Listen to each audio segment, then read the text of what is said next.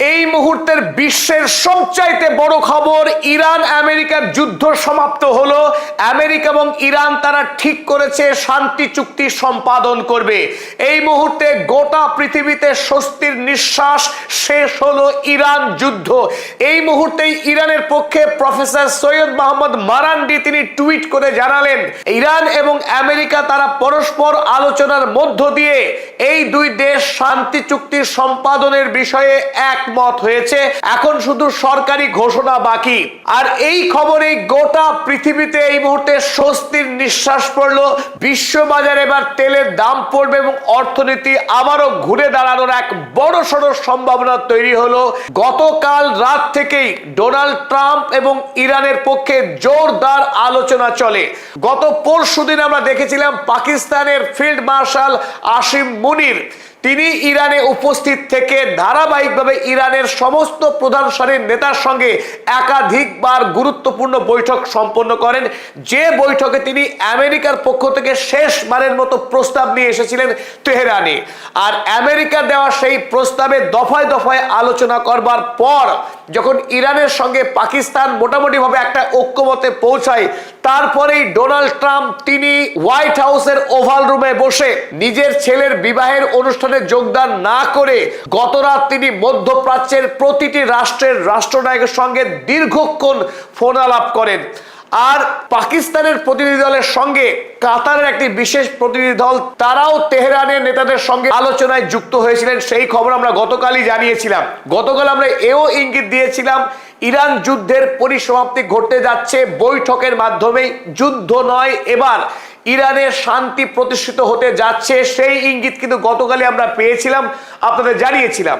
গতকাল রাতেই ইরানের খাতাম আল আম্বিয়ার স্পোকসপারসন ইব্রাহিম জুলফাকারি তিনি একটি ছবি পোস্ট করেছিলেন এক্স হ্যান্ডেলে, যেখানে স্পষ্ট বার্তা ছিল ইরান আমেরিকা যুদ্ধের পরিসমাপ্তি ঘটছে। আমেরিকা যুক্তরাষ্ট্র ইরানের সর্বোচ্চ ধর্মীয় নেতা সৈয়দ মুজতবা খামেনির কাছে তিনি আত্মসমর্পণ করছেন। আমেরিকা যুক্তরাষ্ট্রের রাষ্ট্রপতি ডোনাল্ড ট্রাম্প ইরানের সর্বোচ্চ ধর্মীয় নেতা আয়াতুল্লাহ মুজতবা খামেনির কাছে আত্মসমর্পণ করেছেন। এই ছবিতেই গতকাল কিন্তু একটা গুঞ্জন শুরু হয়েছিল, তাহলে কি শেষ পর্যন্ত ইরান এবং আমেরিকা তারা যুদ্ধ সমাপ্ত করে শান্তি চুক্তিতে সই করছে? হ্যাঁ, এই মুহূর্তেই জানা গেল সেই সম্ভাবনা সত্যি ছিল।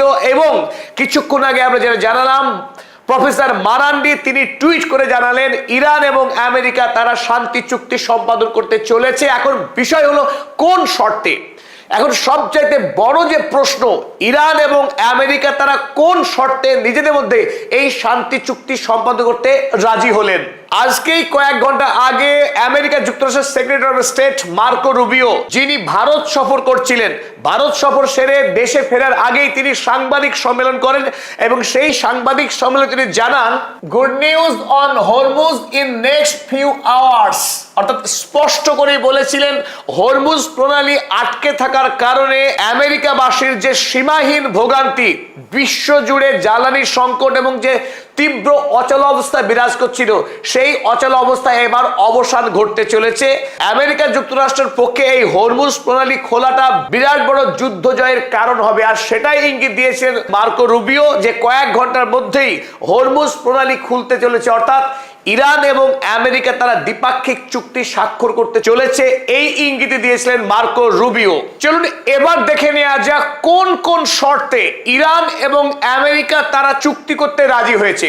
প্রথম যে শর্ত, ইতিমধ্যে যেটা আমরা জানতে পেরেছি প্রফেসর মোহাম্মদ মারান্ডির কাছ থেকে, 1 নম্বর শর্ত, Israel to stop war on all fronts. লেবাননে যে যুদ্ধ সিজফায়ারের পরেও ইসরায়েল চালিয়ে যাচ্ছিল, সেই যুদ্ধ অবিলম্বে বন্ধ করতে হবে ইসরায়েলকে। এই ক্ষেত্রে আমেরিকা যুক্তরাষ্ট্র ইরানকে আশ্বস্ত করেছে ইসরায়েলের ক্ষমতাকে সীমাবদ্ধ করা হবে। 1।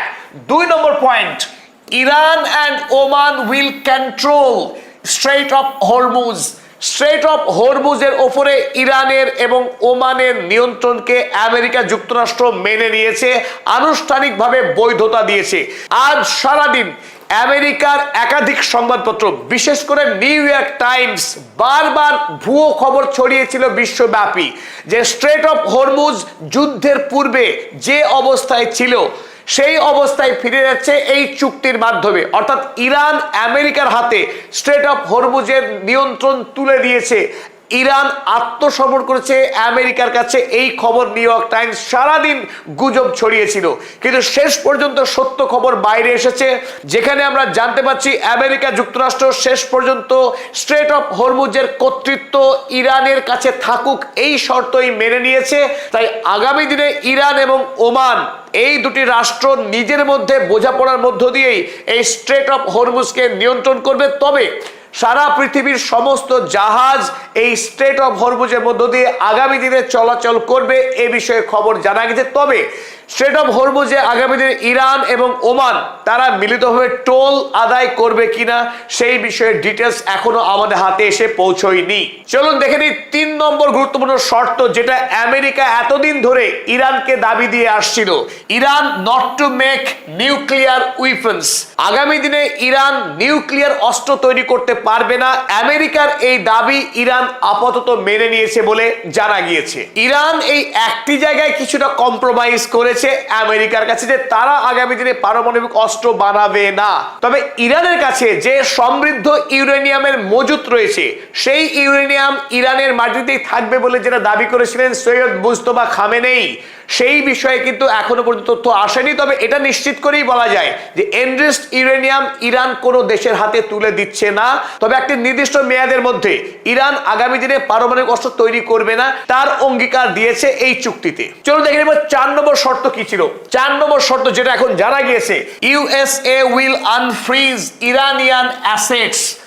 ইরানের যে বিপুল পরিমাণের সম্পদ আমেরিকা যুক্তরাষ্ট্র, ইউরোপীয় ইউনিয়ন সহ পৃথিবীর বিভিন্ন দেশে আটকে ছিল, কারণ সেই সমস্ত সম্পদকে ফ্রিজ করে দিয়েছিল আমেরিকা সরকার। এখন